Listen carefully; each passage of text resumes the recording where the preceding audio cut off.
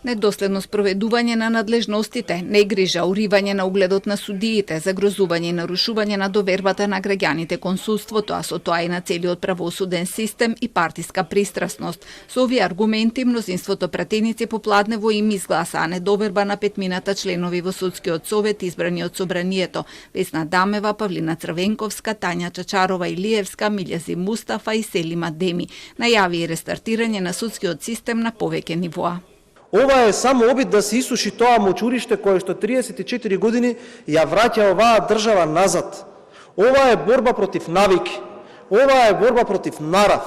Ова е борба против карактеристика на корупција која што губи во овој систем.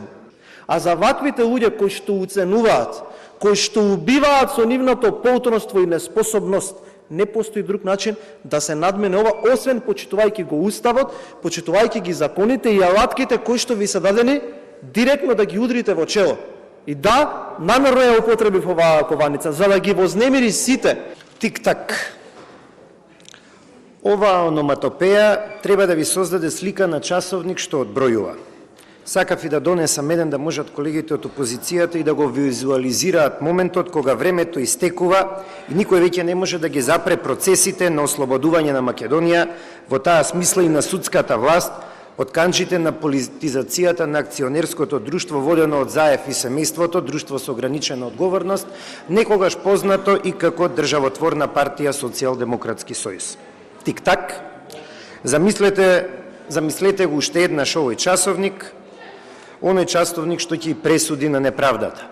Зборувајќи за поврзаноста на дел од судиите со претходната власт и нивната пристрасност, пратениците рекоа дека Тања Чачорова Илиевска е дел од правниот тим на социјалдемократите, му била советничка на експремиерот Зоран Заев, а неколку пати донирала и пари во СДСМ. За Павлина Црвенковска пак аргументираа дека е длабоко вкоренета во партиските структури, откако во минатото била шеф на кабинет на поранешниот премиер Владо Бучковски, кој беше и председател на СДСМ. Пратениците од опозицијската СДСМ одбија да дебатираат и ја напуштија седницата откако координаторот го изнесе нивниот став дека со интерпелациите се урива уставниот поредок на државата. Преседан и недозволен акт во една демократска држава. Тоа е упад во судство која руши темелната вредност на уставниот поредок, на поделбата на државната власт, која што исто така е предвидена во членот 8 став 1 алинеја 4 од Уставот. И повреда на основното начело на еднаквост на членовите на Судскиот совет, создавајќи дискриминација помеѓу членовите.